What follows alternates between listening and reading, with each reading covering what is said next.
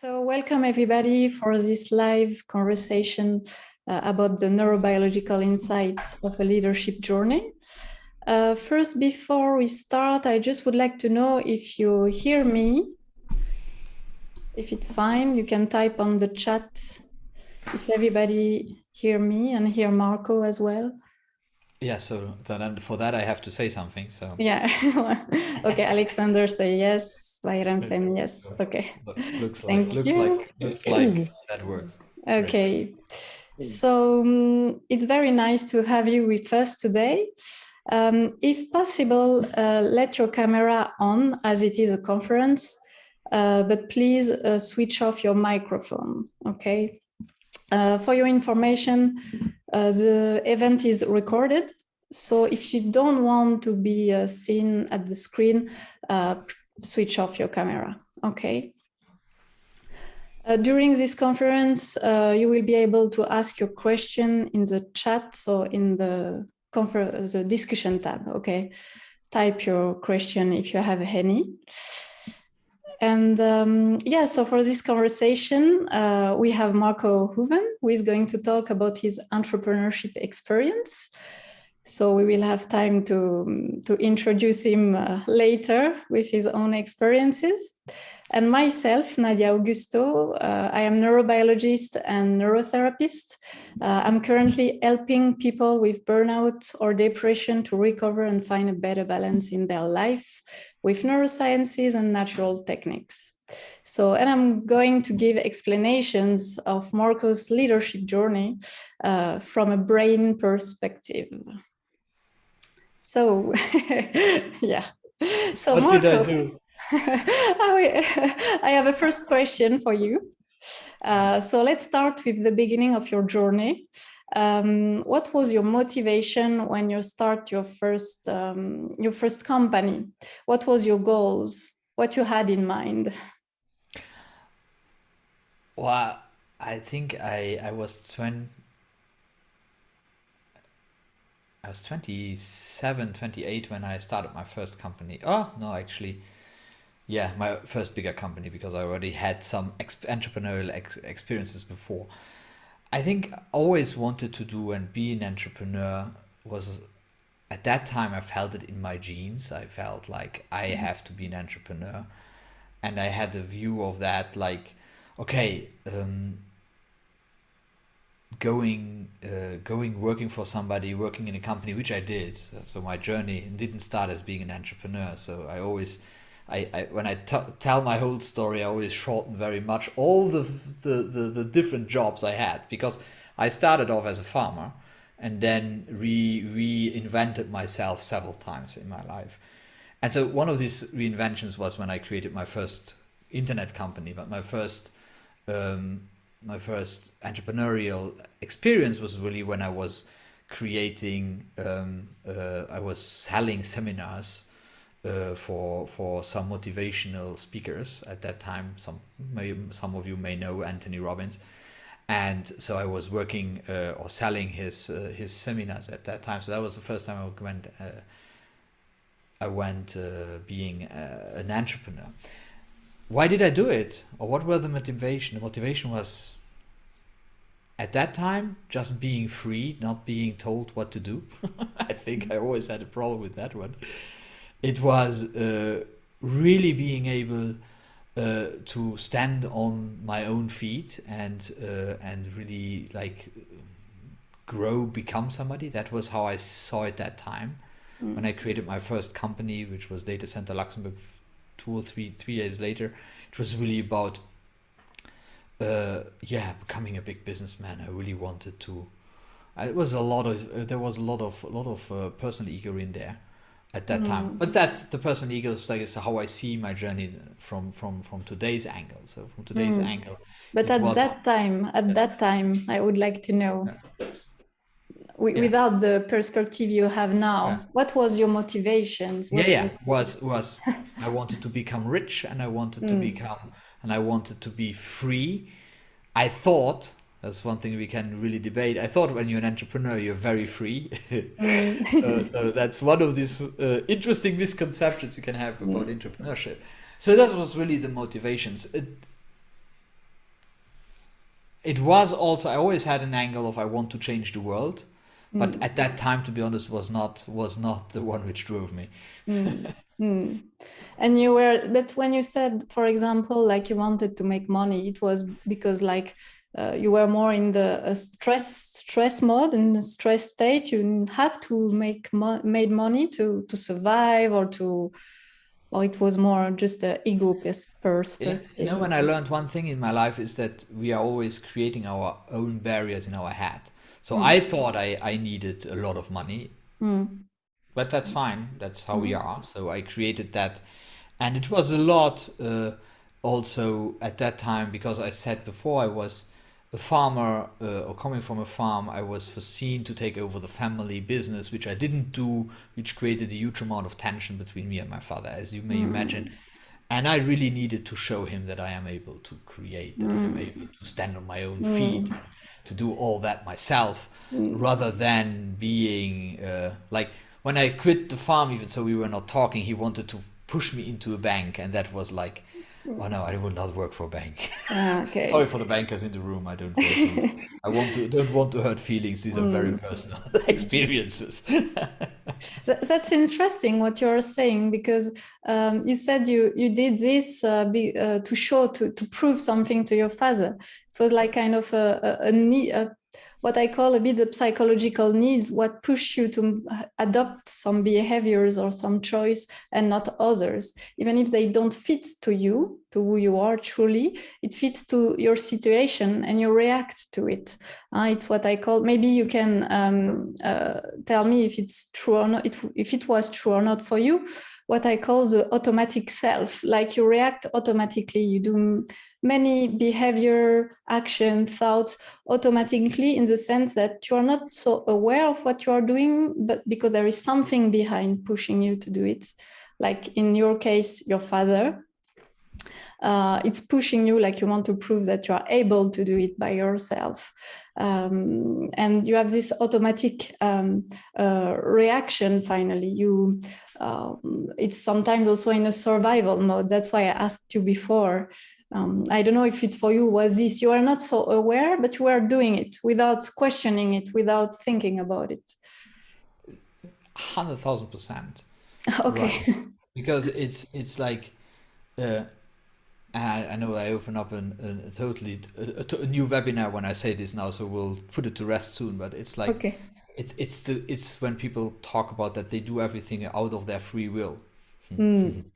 It's like Mm. it was my free will to become an Mm. entrepreneur, but how much is it my free will when I am conditioned? Mm. Exactly, and it's and conditioning. this conditioning drove me. And let me very clear, I am very happy that that happened. So it's not like I'm not saying that was not good and I'm denying that, whatever. No, I'm who I am because I did that. So I'm Mm. extremely happy that that happened. It's just interesting to understand, at least, well, 25 years later, why. Mm. Mm. Exactly, yeah. But about this conditioning you're talking about, what is interesting is, in a brain perspective, there are those automatic behaviors or action already set up, kind of, and they're quite useful sometimes. This is true. Like, for example, when you get up out of the bed, or you take coffee in the morning, you don't have to think consciously. For example, you are lying on the bed your bed, you need to get up. You don't think, oh yeah, it's time to wake up, okay, I need to get out of my bed, I need to put my legs out of the bed to stand up. No, it's totally automatic. And this is very practical because it's consume less energy in brain perspective, huh?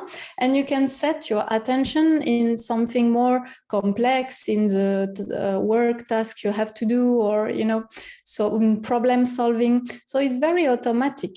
The only problem, and what I see in people's life, and maybe it's what happened to you, you react automatically to a certain things, and after one point you realize that also complex behaviors you had in the past, or the decision you took, for example, you took not fully aware of what you were doing. It was also kind of automatic.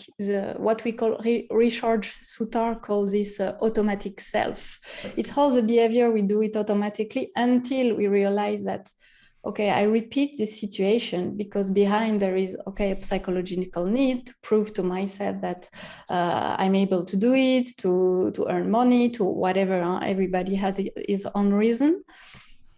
But yeah, you will do automatically and finally realize that, okay, it was conditioning, maybe come from my childhood, come from my parents, come from society, but maybe it's not fitting to me, you know, it's not aligned on myself. And it's maybe what you are saying now, like with your experience now, you can say from your past, oh, it was not the real needs, why you did it. It was not, you were not fully aware.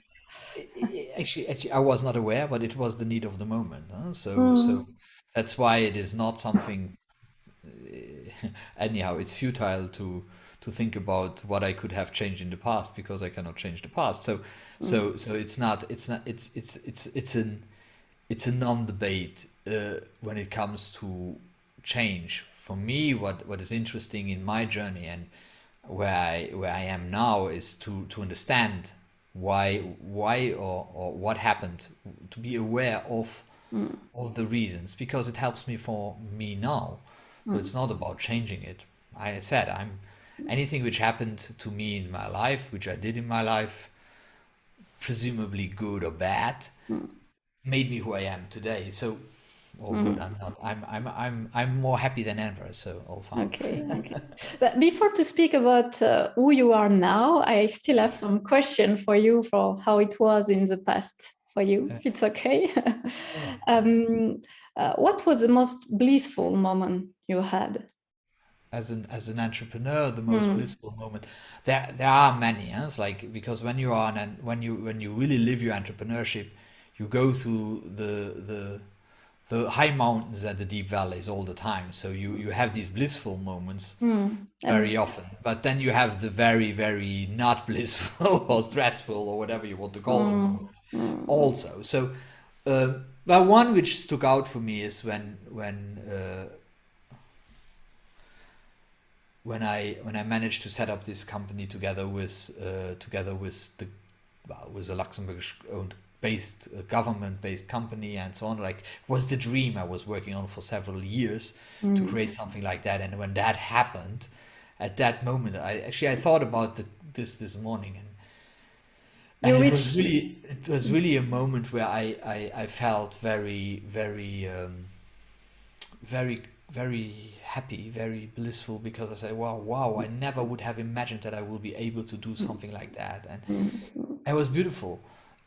You reached your maybe your goal finally, or you could prove to yourself that you are able to do it. It was all about proving, huh? And that was proof. Huh? So actually, on that matter, a little anecdote is that when that happened, I had a conversation with my father a few days later. At that time, we were on speaking terms, but not more. Today we're very good friends, but at that time that was not the case. And so we talked, and he got the news, and there was press, and so, all my ego was very happy. And he said, "Yeah, Marco, actually amazing. You could have never have reached all that when you would have stayed on the farm." And I said, wow, that was a proof point.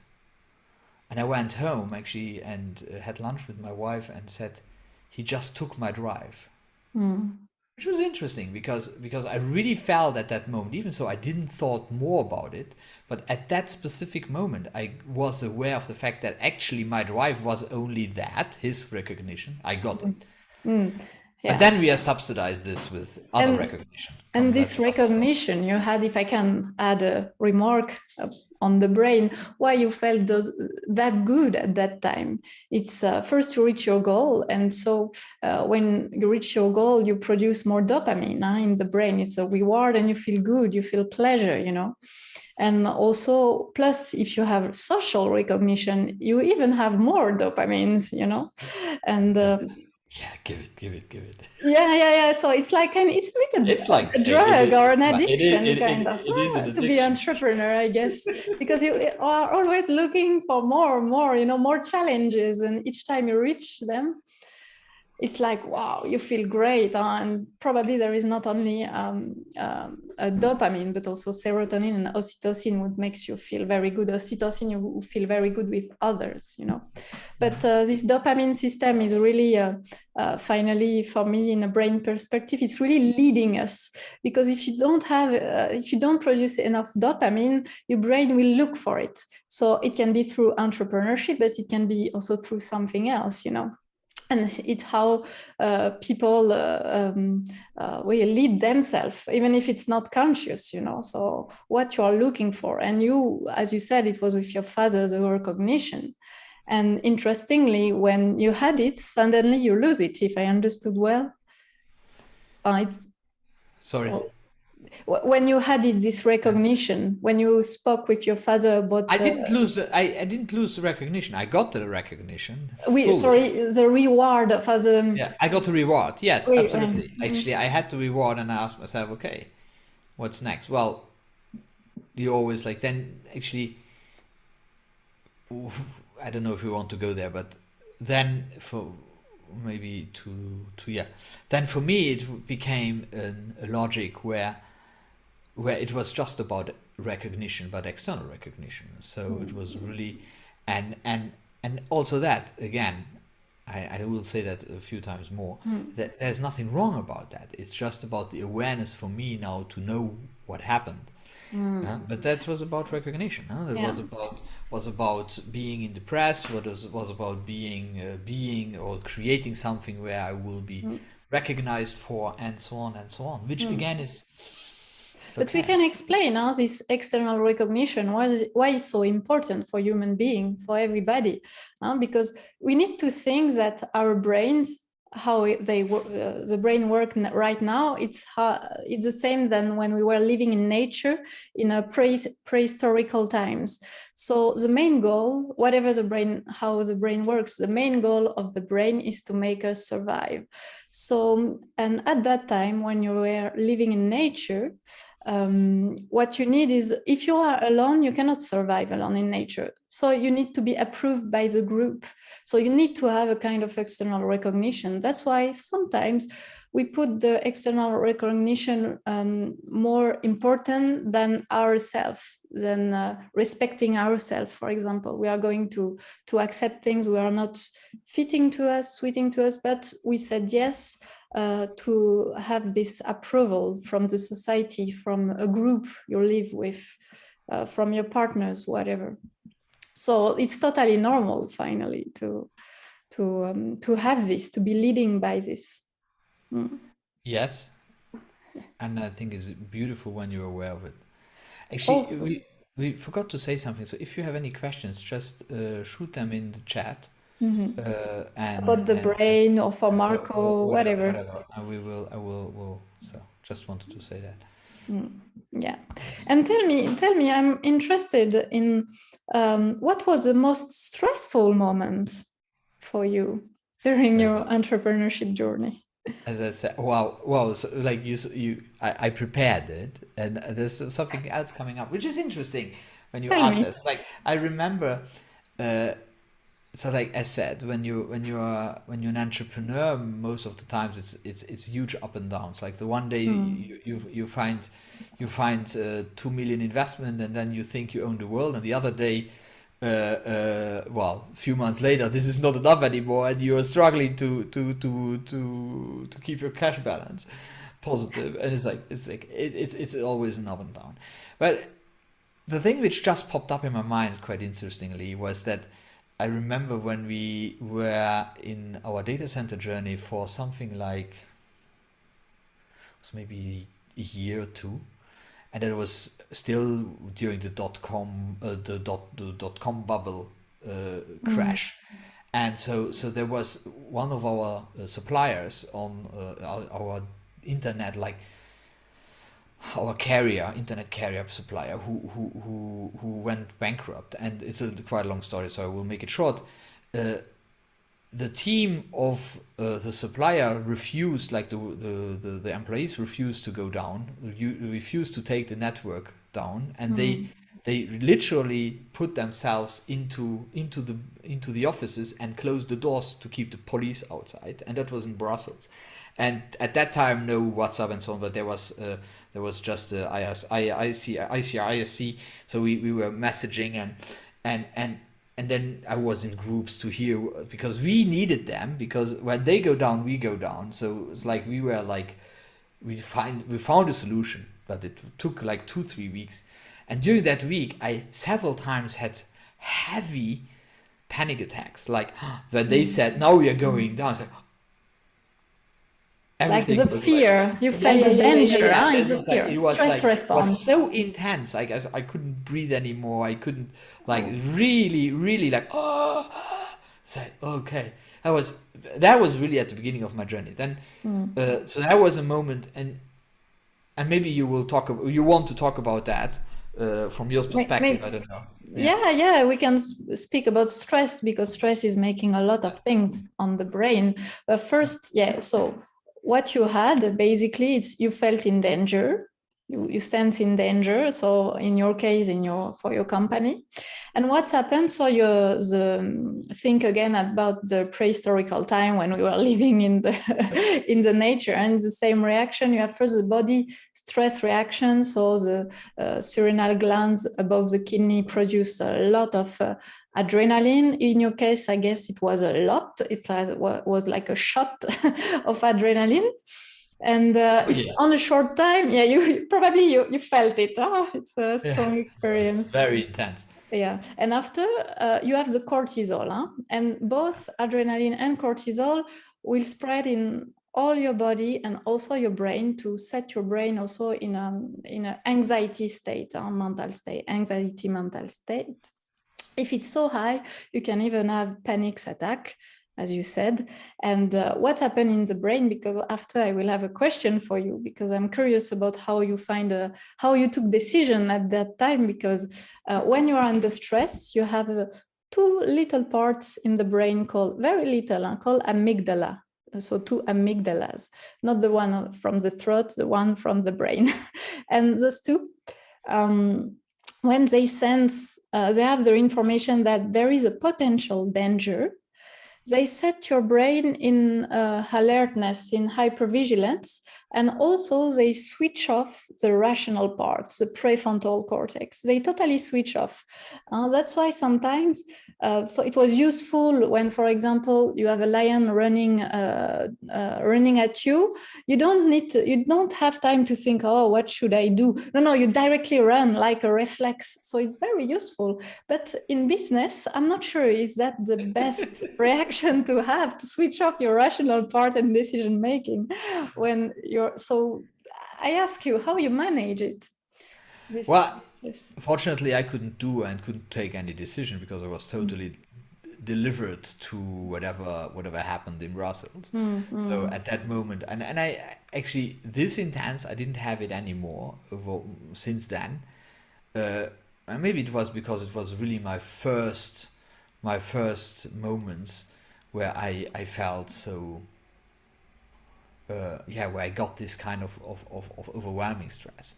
Because it was like, at that moment for me, everything was on the line. Like, if they would have switched off at that moment, our company would have been dead. So today I would say, so what? Then that's how it is. Huh? Accept facts and go on. But at that moment I was not at that capability of accepting that. So now we're talking about acceptance, but we come back to that later. But at that moment I was not able to do that. But what I wanted to add also, because that's really a stressful moment, that's why I took this one now.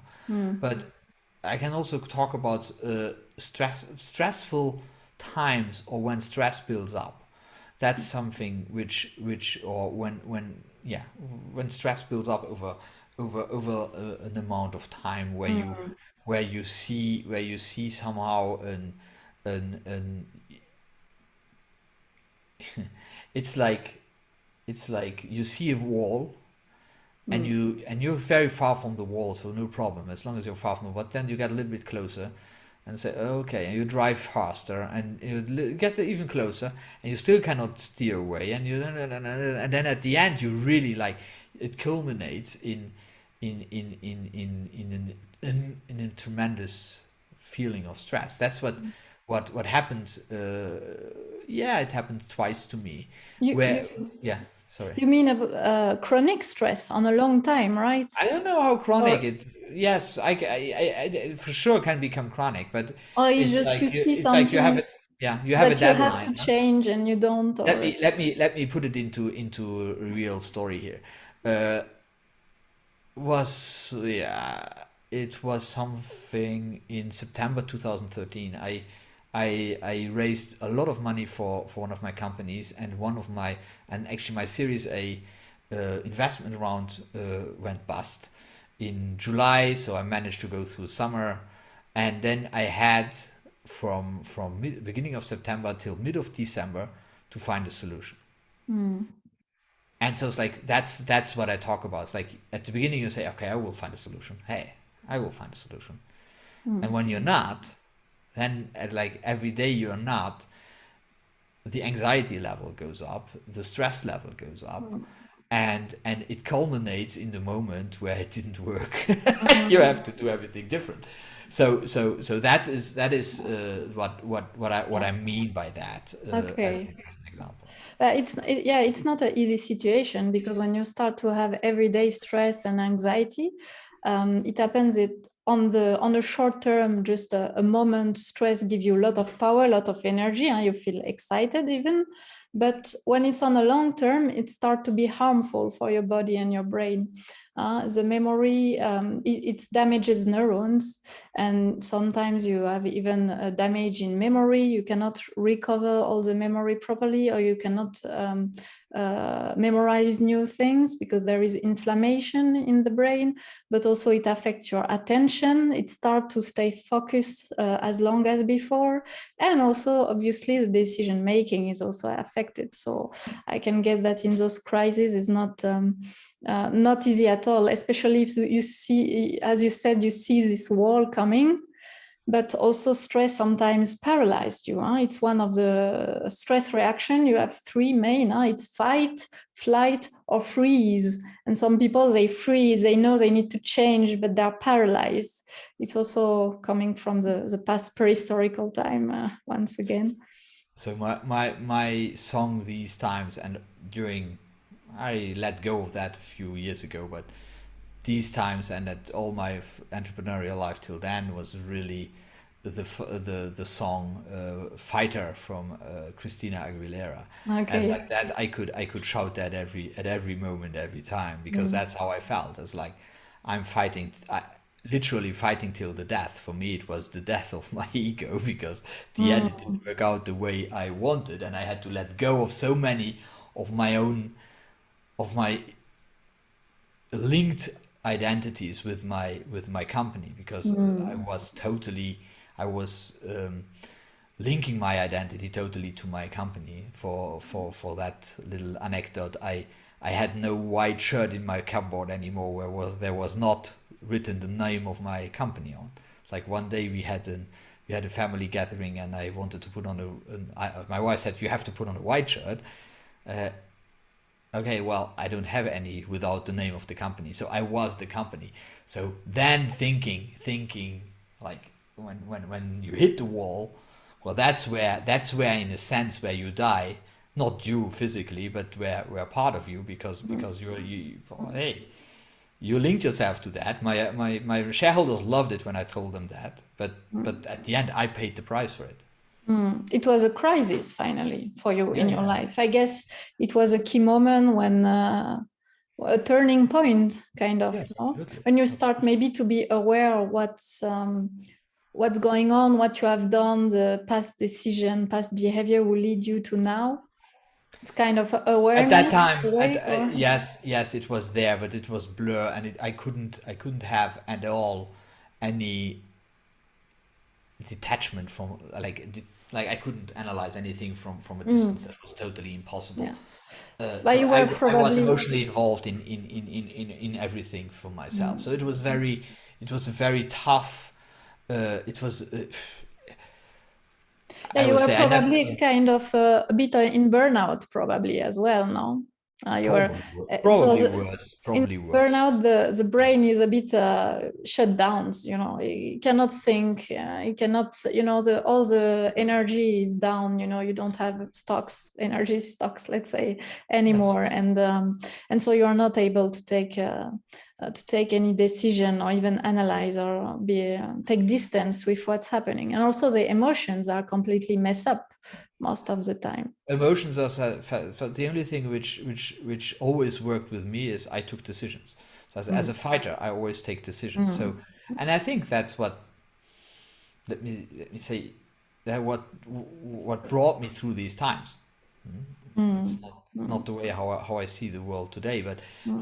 that is what brought me to through all these years. Mm. Uh, and all the blissful moments, because we're now talking only so this could sound a very negative journey, which is absolutely not the case. uh, Mm. we we're talking about these moments because that's where the learnings lie. The learnings don't lie in our successes. The learnings lie in our failures, and in where Mm. we where things didn't go the way we want to. So that's why today here we talk about that. But it took me a year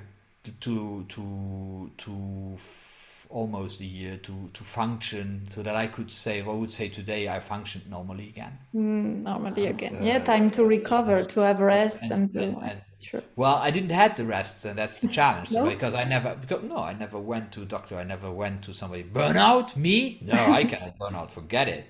I'm a fighter. I cannot burn out. So that's the Mm. challenge. That's also the But it's challenge. like you are hiding.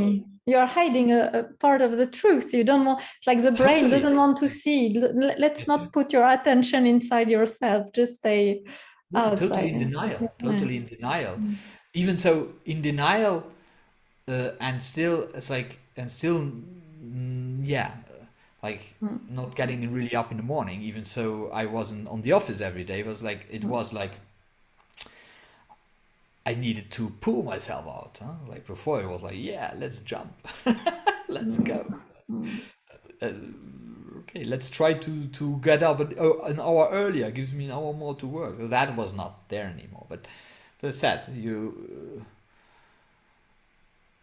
the fighter at that time somehow brought me through. Mm. And on It the was other you. side, it made me very weak, because I was not able to analyze my own situations. Mm. Yeah, right. Yeah, you were a bit like when you say, yeah, as a fighter, it was maybe this automatic self I was speaking at the beginning. So your automatic stress response without any I don't know, you don't get aware of this, so you cannot analyze and review it. No, automatically you fight. Whatever comes to you, you fight, you know. But sometimes maybe at that time you realize that it was maybe not the best reaction to have. Not every time. Sometimes it's good to fight, sometimes not. Yeah. And about be aware of what's going on. It's what we call metacognition. It's an ability of the brain to analyze itself, you know, to analyze in his own thoughts we have, our own behavior, our own knowledge, to assess what we know and what we don't know, to take better decision according to a situation. So it's very interesting. And we can, some people as more metacognition ability than others, but you can train it, so you can learn it. And maybe you can tell us, I don't know if you have an example in your life when you start to start to analyze yourself more, Well, to take better decisions, or uh, no. yeah. I think where I was triggered by better decisions, asking myself, are there any bad decisions? That's where I was triggered on. Mm. But that's another that's another conversation. Uh, yeah, when did I start to consciously to be aware and using this awareness? Mm. That really started a few years, 2 or 3 years, 2 years later after Mm. this incident, and it I just got aware that I don't want to do this the way I did it till now Mm. anymore. Mm. So I still I'm an entrepreneur. I will always be an entrepreneur, but I felt that I don't want to handle it this way anymore. I don't want to. It's like I don't want to go down this way without knowing why and Mm. understanding and so I remember very well there was this very specific moment when I was at an yeah actually 20 years after my first one Anthony Robbins seminar and it hit me like a lightning. I say I don't want to do that anymore. Like the awareness that I don't want to do it like that anymore. Mhm. Like I and the next sentence was I will create a life where I will do what I love. Mm. Uh, And and that was actually where that was really where this awareness started. And then wow, if we talk about awareness, I hope everybody has time for the next 3 4 hours. well, about awareness, actually, what is interesting, it means at that time you start to use probably more and more your default mode network. It's a network in the brain with only activated when your attention is focused on inside yourself, so your thoughts, your behavior, but it's also to be aware of your body, of your heartbeat. It can be very simple things and also complex things, that your actions, your decision, your emotions.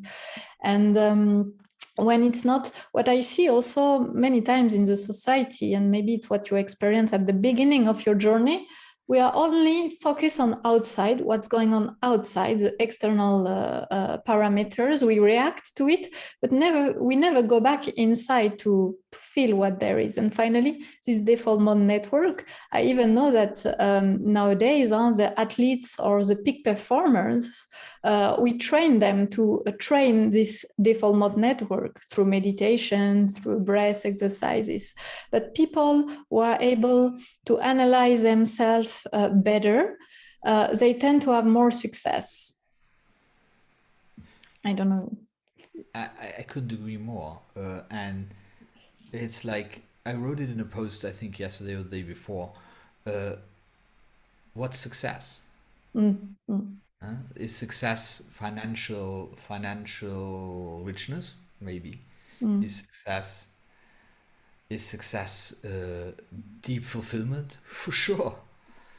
And that's what we strive for. That's what we all strive for. We don't very often are not aware of it, but that's mm, what we all strive for. We just subsidize, like we say fulfillment is money. Fulfillment is success is money. Fulfillment is money, and there's like mm, and then success is only being rich, mm, which is totally fine. Very happy to have money, but it's not what makes us happy. It's not what gives us mm, fulfillment. Fulfillment really comes through the fact that we align ourselves. And you talked about meditation, so that we, for me, and it's very personal, huh? It's like but mm, and that's why there is no one fits all solution. So mm, don't believe in the one who tells you that he has the solution for your fulfillment, because he hasn't. You have it. You just didn't unearth it yet. But it's for me, it's like it was a lot about meditation. I started to meditate very regularly, like daily, as of May 2017. Didn't stop since. It happens that maybe a day I'm not doing it, a month or two, mm, every 2 months. It's like meditation for me became such an important part of my life. Not because actually at the beginning I thought it's even I thought it was about spirituality and so on, but it is absolutely mm. not about that. For me, it's just it gives me the capability to calm the mind and to find. I The always call it internal this. self-talk, Yes, the yeah, yeah, internal yeah. automatic sometimes as well, Yeah. and we need to When I'm triggered take now, power on it. Mm. like I always call myself being a dormant volcano, or the smiling volcano, because I'm always smiling. That people know Mm. of me. Mm. People don't know that at least I was extremely able to totally freak out, and and that just happened, and I couldn't do anything. It's like it just comes. And today, and I really attribute that to meditation. Meditation gave me the capability to have this millisecond between the trigger and the freaking out, where I can decide what I will do.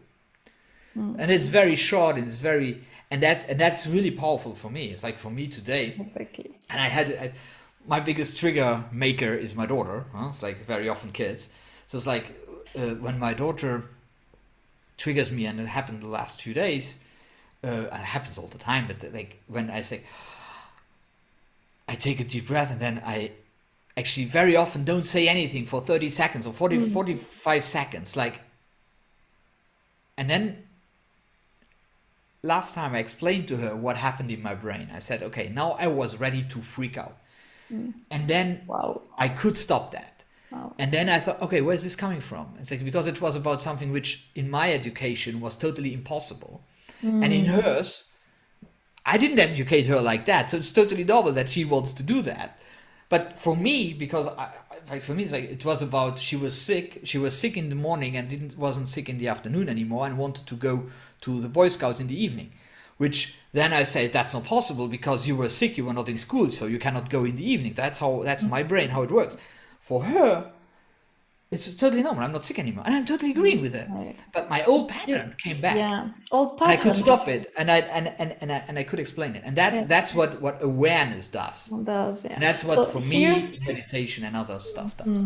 Here we have a perfect example of, first, your whole pattern is an automatic reaction, but finally you can now take over it through metacognition. Metacognition is the ability to, before even a response, even automatic response, say stop and analyze yourself. So after to take, and it's the same in business, in leadership. I have read some articles that leaders or managers who are able to do more metacognition first on themselves will lead better, because also they will obviously also be aware if they don't know something, if they, what they know, what they don't know, they will take more information into account. They even can take their emotion into account. Marianne just asked a question. Marianne, what kind of meditation exercises I'm doing? Different ones. I am doing guided meditations from a very good friend who I react very well on these kind of meditations. But I also do minutes of silence, or 3 minutes of silence. Or in the day, I just when I feel that I'm boiling up, I take 10 minutes and I just do a 10-minute, I just put some very, very slow music, whatever, and I do 10 minutes of calm. I am a very big proponent of breath work. So I also do breath work. Means there are different ways, but what works and is accessible to anybody as of the beginning is Wim Hof breath. Just go on the web on the internet, wimhof.com, and just it's a free video. He explains how his breath works, and so over oxygenating our body allows us to alkalize our cells, allows us to feel better, allows us to totally be in another state. So that's something I am doing very much, and to be honest, today that's the most important thing, taking care of myself first. That's how my day starts. Before I start to do, I am. Maybe for later. Okay, yeah. When you said being in another state, the brain as well. When you have more oxygen, the brain also is able to have a different states. You see, for example, electroencephalography. When you put electrodes on the head of the person, you see that the brain starts to have slower waves, so gets more in deep relaxation state or meditation. With meditation, with relaxation, with breath work. So all those techniques are very interesting. Maybe we can answer the Chris question now, as we are into the question. Is the experience or draw to remain an entrepreneur, the desire to take on risk, overcome challenge and problem solve, and then deliver a new reality, difference between the female and male mindset in your people's experience? Oh, wow. Well, how much time do we have? There are two questions for me in there.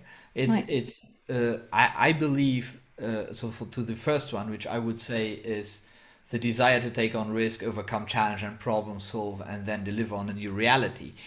Uh, there are different kind of entrepreneurs, and there are these entrepreneurs who are very, who are driven by pleasure, by that, and who are totally able to take that as the basis of their entrepreneurial journey. And I can explain in the brain what's happening, even just before you continue.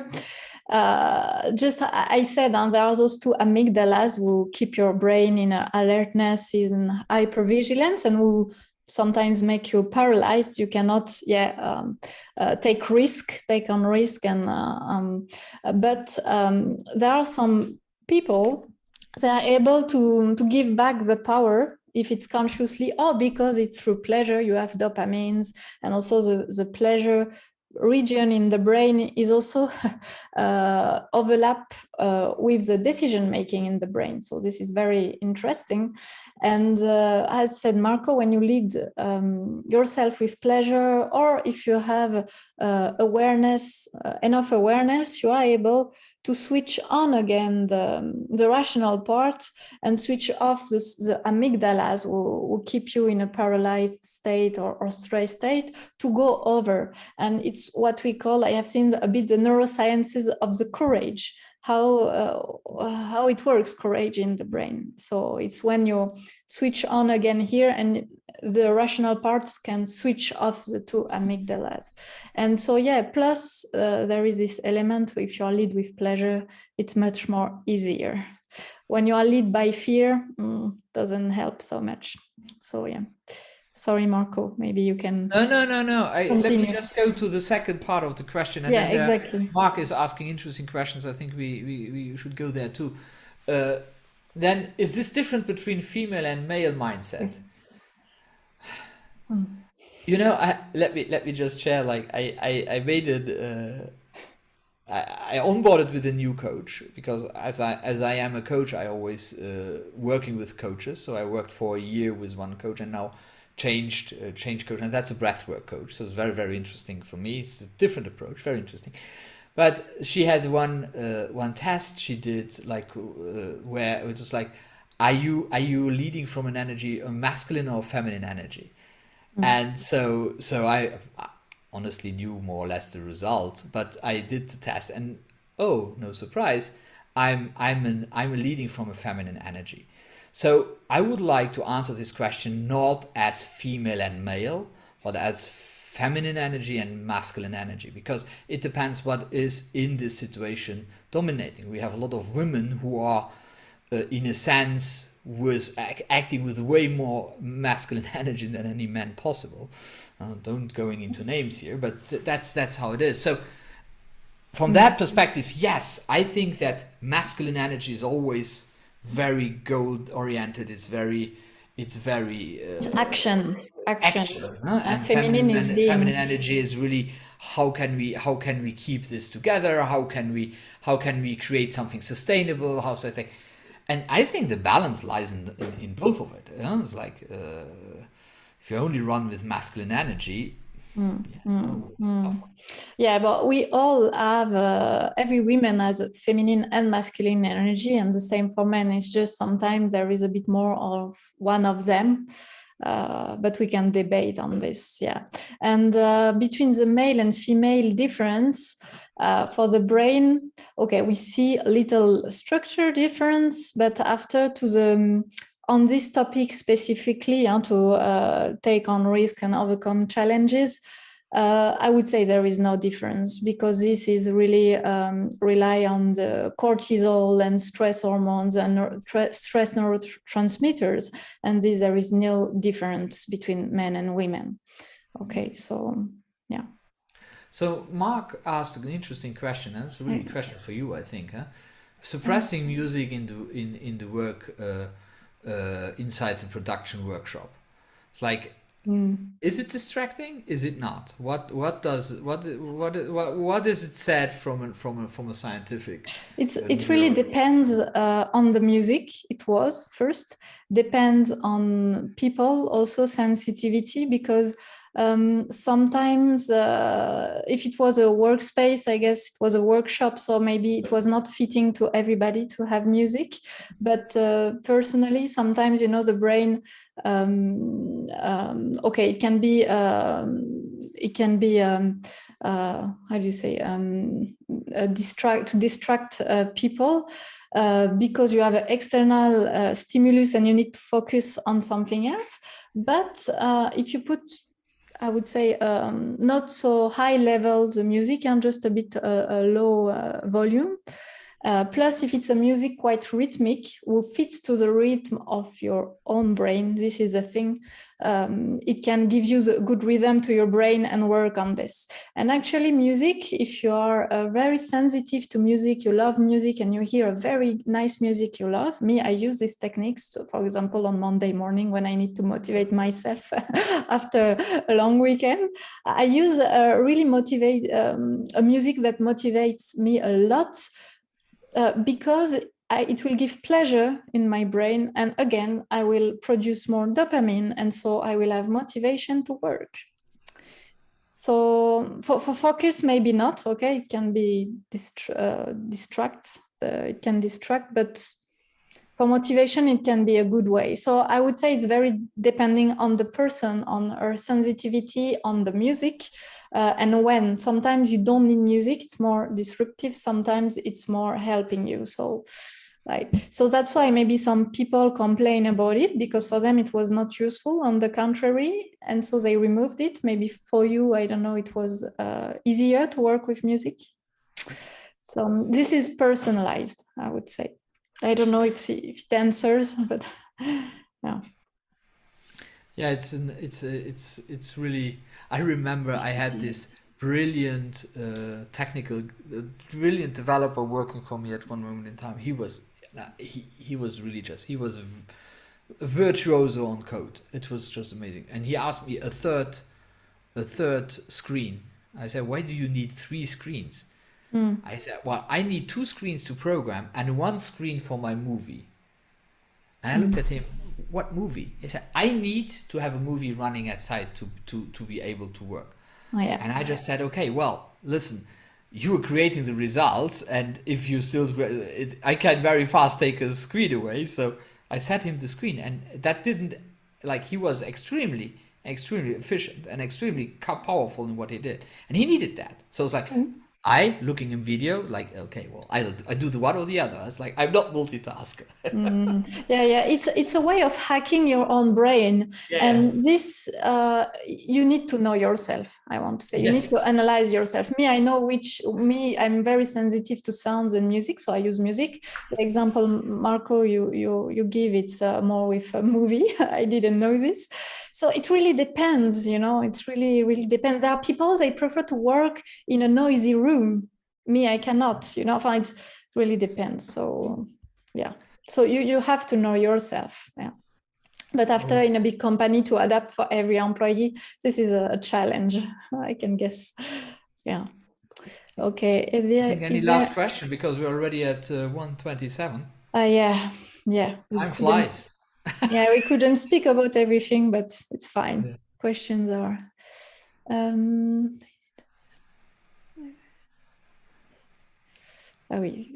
My creative process. Okay. Yeah, thanks for your answers. But high rate of ineffective work. Okay. Kind of music and people. Yeah. Yeah, it's personalized. You cannot apply this rule for everybody. It's really. That's like the companies should buy headsets for everybody. Yeah. Do you have any other questions for us? Maybe you can take the microphone if you want.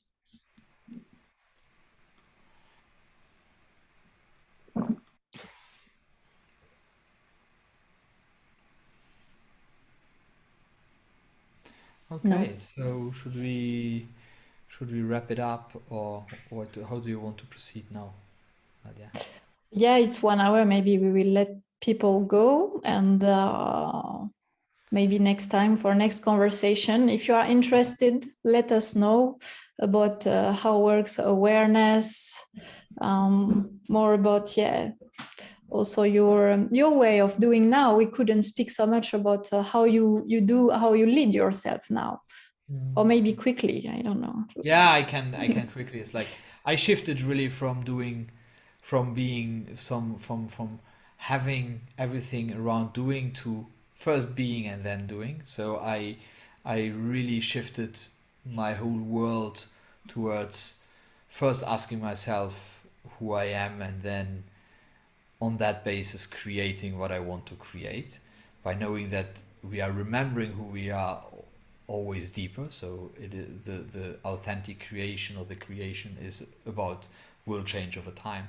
But that's the journey I decided to be in and to be on, and that's why I do what I do today, and that's why I love what I do today, and that's why I don't have a huge amount of challenges, not anymore, and most importantly, I don't need to fight anymore every single second of my existence, which I did before. Now, that's really my You are journey. not well, you change finally your behavior from fighting to having pleasure. You do something makes you Having happy again, pleasure or with and joy, yeah, emotion yes, of joy, it's and joy. Yeah, well, the emotions are really joy, gratitude, and, yeah, and, and great. a lot of self-compassion when I go back to fighting. Yeah. Okay. Fine. Yeah. Yeah. Cool. So, We thank you, Marco. Thank you thank very you, much. Nadia. Thank you. And yeah, if you have any other question, you can even let us know on LinkedIn or by email.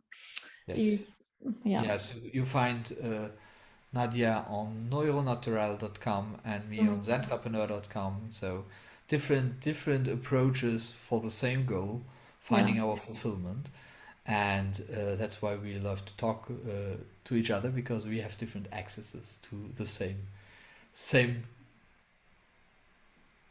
infinite final goal. Let's call it like Yeah. that. Purpose. Yeah. Purpose. Yes, Yeah. that's it. Thank you very much, Okay. and have a Thank you, great everybody.